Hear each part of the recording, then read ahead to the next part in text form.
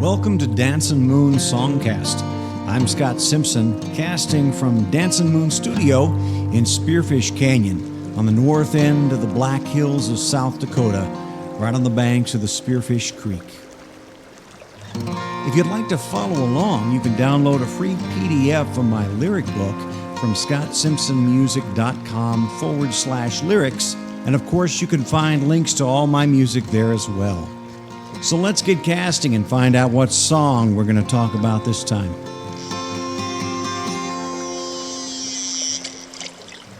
Well, in this installment of Dancin Moon Songcast, we're going to be talking about a song called My First Song. It comes from 2017's Refuge LP. And my first song is technically not my first song. It's actually a song about my first song. But right there in the middle of it, you actually will hear my first song written in at the tender age of, 6 or 7. First grade. It's about a first grade experience. So we'll listen to my first song from 2017's Refuge and then talk a little bit about it on the other side.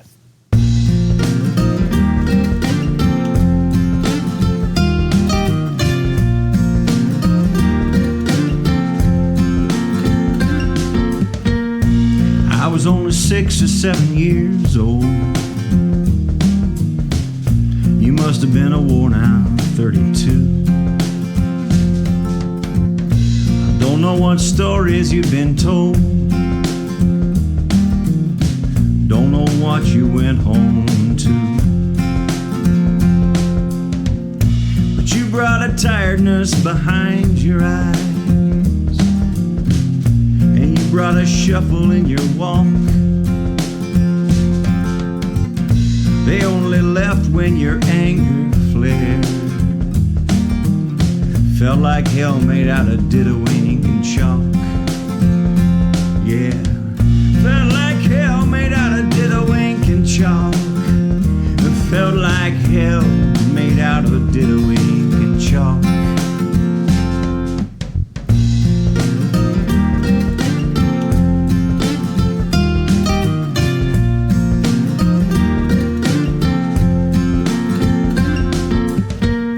It was a song, my very first, the kind of first grader'd like to write, full of wannabe Maurice Sendak and Dr. Seuss, yeah, full of possibility and light. It went like this, see. One day I was walking down the street, when a funny old man I did meet. He was walking on his big old feet, till he fell right down on his seat. Yeah, that's what I wrote. My first song, yeah. You've given us a few minutes and a blank sheet of lined paper. I had no idea what I was supposed to do. Maybe I wasn't listening, maybe I was scared. But knowing me, it was probably just that song I had to write.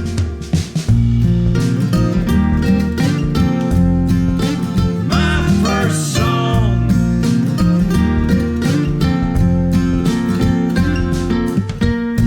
I made language into music. I gave it a beat, gave it a rhyme, yeah. Made it funny, made a story, yeah.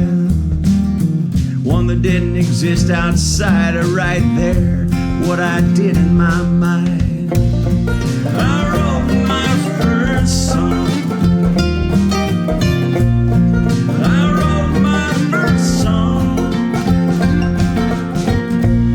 I wrote my first song, yeah. On that paper you handed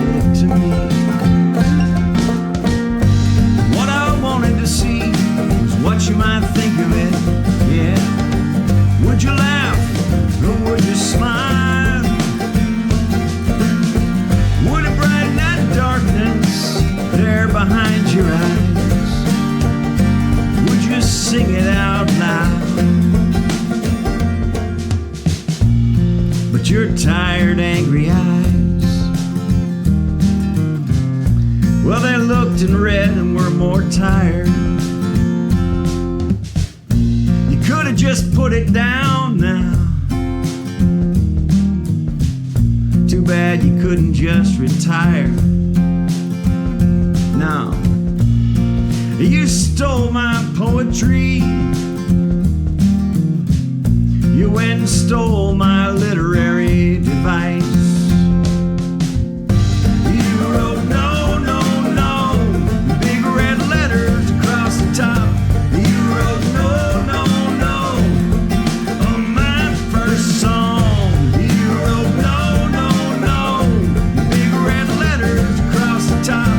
You wrote no, no, no, on my first song.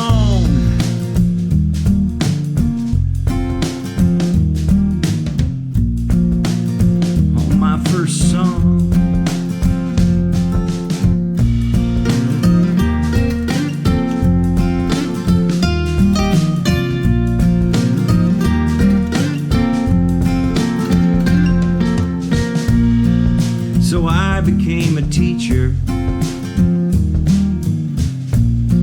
with a guitar in his hands. I may sound corny, may sound unrigorous. Someone's gotta take a stand for singing. Yes, yes, yes, you got a song to sing. Yes, yes, yes, I won't give up on you. Yes, yes, yes, we're gonna let freedom reign. Yes, yes, yes, you are the best when you are you. Yes, yes, yes, you got a song to sing. Yes, yes, yes, I won't give up on you. Yes, yes, yes, we're gonna let freedom reign. Yes, yes, yes, you are the best when you are you. When you are you. You are the best when you are you. You are you.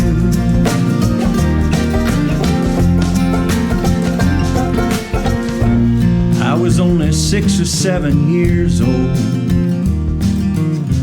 You must have been a worn out 32. So, you know, there are those artists, I hear them talk all the time.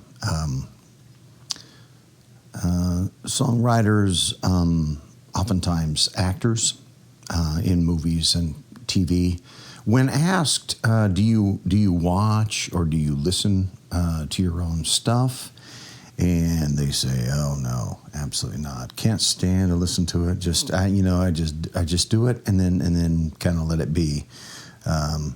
Well, that's not me, and I'm a little embarrassed to say that. But I've always looked at writing and songwriting as a slightly more formal and a slightly more public version of journaling, and so therefore part of my reflective process is in going back and reading those old journals. I mean, I've got suitcases full of old journals. I haven't looked at them in a long time, but they're there, and I will be looking back at them. And then I've got lots and lots of songs now recorded, and I go back and listen to them, and each one takes me to a certain place, a certain time, a certain experience, and so this particular song, this is a story, and I'll kind of tell the story of my little first grade self as we move into the song. But this is a story that really had a huge impact on me. I'm an educator. I'm a teacher. I was a high school teacher for a number of years at the beginning of my career. Then I moved into college and university settings and worked with teacher training. And now for 12, 13 years, I've been with a group out of Rapid City, South Dakota, TIE, Technology and Innovation in Education. And I work with adult learners, primarily teachers, helping them to think about their craft, think about their art, think about what they're doing in the classroom and how to do that better. And so teaching has been a central piece of my life. This story, though, this experience in first grade, impacted me in huge ways, both as a teacher and as an artist. And that's, I'd written about it several times, poems. But this is the first time that I really, I created a song about it. And so anyway, this is an important song. And what's really nice, as I said earlier, there in the middle is that song that I wrote as a first grader, that little first grade boy, Scott. It's really nice now as a 50-some-odd man to be able to go back and collaborate with that little boy. And that was really important to me on this song, too. So this is a special song to me. I'll say more about that later, but we'll go ahead and talk a little bit about the story behind the song and look at the lyrics and talk about it musically just a little bit. And then I'll let you know there's some special things going on with this song going forward in my own work. So I was a first grader and in a small town, and I had a teacher. And, in first grade, you're just brand new to this school thing. You've spent most of your life just with your little nuclear family in your house. And I had a wonderful, wonderful family, very supportive, very encouraging. My first grade teacher, and I don't know what those issues were, but she had some issues. And it was a surprise to me as a first grader. It was a surprise that this adult person who was in a caregiver position had these issues. Well, this story is about one particular experience. So we'll go ahead and enter into the lyrics, and then I'll kind of tell the story as we go. I was only 6 or 7 years old. You must have been a worn-out 32. I don't know what stories you'd been told. I don't know what you went home to. But you brought a tiredness behind your eyes, and you brought a shuffle in your walk. They only left when your anger flared. It felt like hell made out of ditto ink and chalk. Yeah, it felt like hell made out of ditto ink and chalk. Felt like hell made out of ditto ink and chalk. So this teacher of mine, and I honestly, this song has a good deal of empathy for her, and I admit that I don't know what she was going through, and as an adult, and particularly as an adult educator now, I recognize how difficult that job is, and how difficult it is, especially when stuff is going on at home in your personal life, how difficult it is to bring great empathy and compassion to the classroom for your students, no matter how much you care about them. It's not easy. And if you're not a teacher, you should be aware of that. I genuinely think it's one of the most difficult jobs, one of the most challenging jobs, and one of the most rewarding jobs that exists in the United States today. But as a first grader, I didn't understand any of that, of course. I just knew that it didn't feel good. And of course, a little reference to ditto ink. If you're in my generation, I'm sure you recognize that. Those purple copies that we always got that smelled so interesting. Ditto ink and chalk. Yeah. Now it's photocopies and whiteboards or smart boards. So we'll move on. And here's the situation. Next verse. It was a song, my very first, the kind a first grader would like to write, full of wannabe Maurice Sendak and Dr. Seuss, full of possibility and light. It went like this. Okay, so in this situation, I wrote a song, and I recall wanting to write music and being enthralled with music from a very early age. Excuse me. And my parents had a little cassette recorder, and I would record things on that, and that's what I wanted to do before I could write at all. So of course, when I was able to write, that's what I wanted to write, So I was aspiring to be a writer like the writers that I was reading, Maurice Sendak, and Where the Wild Things Are, and Dr. Seuss, and all that. So lots of fun and interesting characters and color and funny stuff, and and then we move into the actual song that I wrote, and I do recall it pretty well because I was proud of it back then. One day I was a-walkin' down the street. A funny old man I did meet. He was walking on his big old feet, till he fell right down on his seat. Yeah, that's what I wrote. My first song, yeah.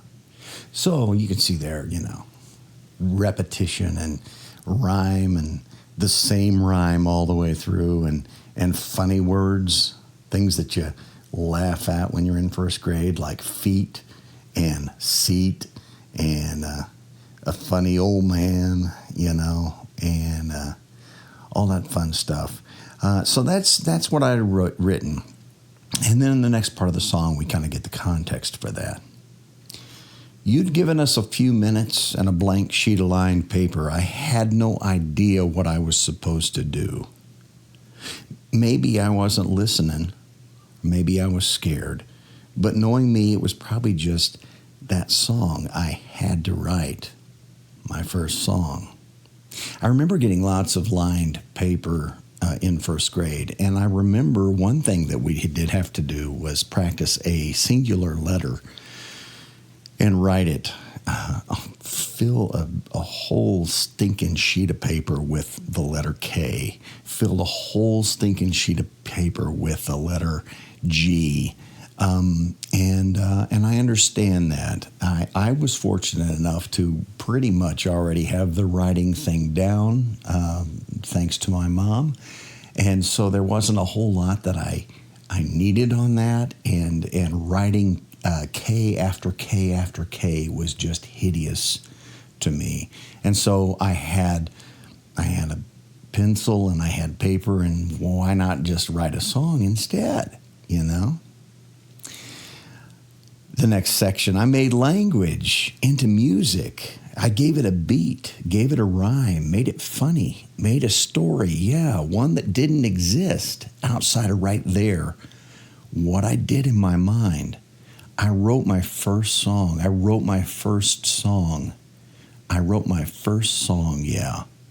On that paper you handed to me. Okay, so whatever it was that she wanted for me to do on that paper, it didn't really matter. I went beyond it. I wanted to do something more. I wanted to do something that would impact, not just, you did that, good, you accomplished that, you filled your paper with a bunch of K's or whatever it was I was supposed to. I wanted to write something that would make this lady and everybody else in the classroom, this lady especially though, who was down and kind of angry and kind of sad, make her laugh. Do something to connect with the other people. The next section. What I wanted to see was what you might think of it. Would you laugh? Would you smile? Would it brighten that darkness there behind your eyes?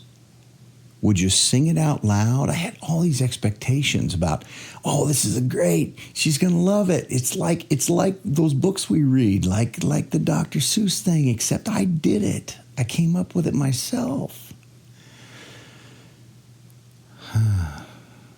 But your tired, angry eyes, well, they looked and read and were more tired.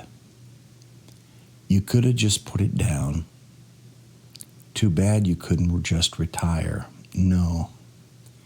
You stole my poetry. You went and stole my literary device.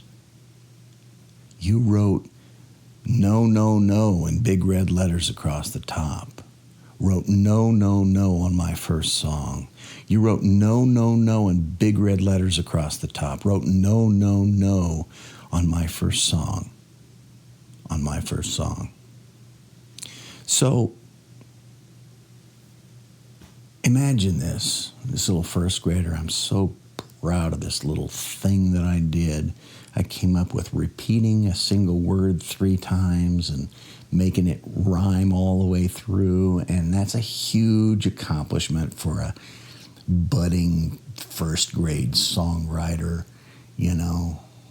Street, street, street, meet, meet, meet, feet, feet, feet, seat, seat, seat. And what I got back was no, no, no. Now, what this did is it taught me something about school. It taught me something about teachers. It taught me a lesson that would stay with me through most of my school years. It would even stay with me into teaching. I would carry that. And it would impact me in negative ways. It's a lesson about how much of yourself you show, how much of yourself you reveal, how much of the other person you trust. But that's not the dark side of the story. The story moves in a more positive way. Though I carried that with me, it also taught me a number of things that were positive.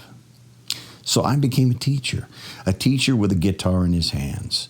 I may sound corny, may sound unrigorous, but someone's got to take a stand for singing yes, yes, yes. You've got a song to sing. Yes, yes, yes. I won't give up on you.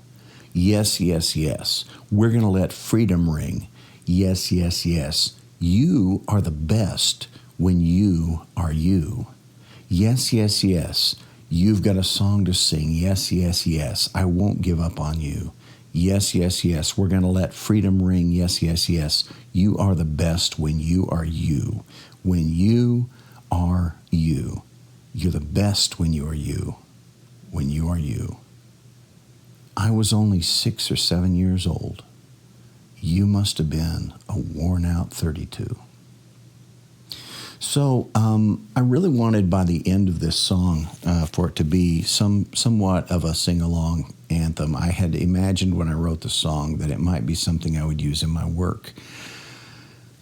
In working with teachers and communicating the importance of this story to me in learning, it really matters. It really matters how we respond, whether it's a first grader or a 12th grader or a college student or another adult. It matters that we value their uniqueness, the thing that they're bringing that's uniquely them. Now, I recognize that, there were probably some certain skills she needed me to demonstrate, and that's why she gave me the paper, and I don't know if she was unclear or what, but the bottom line is she could have first acknowledged the uniqueness, the humanity, the little human being who just gave her a song. She could have acknowledged that and done something with that and then moved on to, the process of writing the letter K or whatever it is she needed me to demonstrate. And that's the point, putting first things first. So a colleague of mine and I are working on a new presentation and a whole set, and maybe a book, and it will include songs This song is going to be part of that first presentation. It's called Being Human, and part of it is one of the things that we've lost in our educational system is being human first. So much talk over the last couple of decades about being data-driven, and I'm not against finding out student data and letting it inform our practice. But the bottom line is, if you approach a human being leading with their data, you are dehumanizing. Lead with being human. Lead with taking them as they present themselves, as a child, as a young person, as another human being. Lead with that, accept that, and then find the place within relationship to move into dealing with whatever data we need to deal with if we're talking about an educational situation. And so that's really the focus of what we're doing, and it's much bigger than just this one song, but I think this song will play a role in that, especially in our initial presentation. So I want to talk just a little bit before we run out of time about the song itself and the album. The album Refuge, I really set out to do something that fell solidly into the Americana genre, which in my mind is storytelling, is singer-songwriter stuff, but it flares quite often into country or bluegrass a little bit of blues here and there, and so that's what that entire album was. This particular album, a story from a child who grew up in the Midwest, first grader in a small town in the Midwest. And his experience as an early, very, very young songwriter, as someone who would become a teacher and an adult songwriter, and so it was a really good song to write in service to my goals on that album. The song, of course, is very acoustic. One other interesting thing for those of you who do recording, that was, occasionally I'll set a goal for myself, a challenge, and maybe a limit, write a certain number of songs in a certain amount of time or something like that. Well, I set a particular limit on this. I had just gotten a new iPad with a number of tools on it for recording, and I decided I'm going to do an entire album, and all the recording I'm going to do will be via the iPad. And this album, 2017's Refuge, was entirely recorded on an iPad. Now, I did the mixing and the mastering and stuff on a Mac laptop, but all the recording, including the mic that I used, was all on an iPad. So that was a wonderful challenge. Now, did I get the absolute best sound possible? I don't know that I could say that, but I got good sound. I'm proud of that album. It sounds good. It feels good to me, and honestly, I think Apple ought to pay me something for that. But that's neither here nor there. So my first song. It was really nice to have a vehicle to actually publish that little first grader's song as well, in the midst of the story about that first song. So, well, thank you for joining me in this episode, kind of a personal episode for me. And you can find all my music and lyrics at ScottSimpsonMusic.com.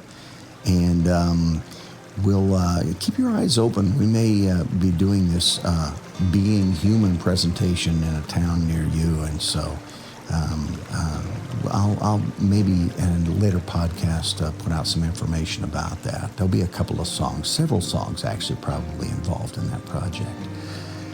As always, I want to remind you that we put out these Dancin Moon Songcasts every Friday, and so we'll be together again next Friday. Be well.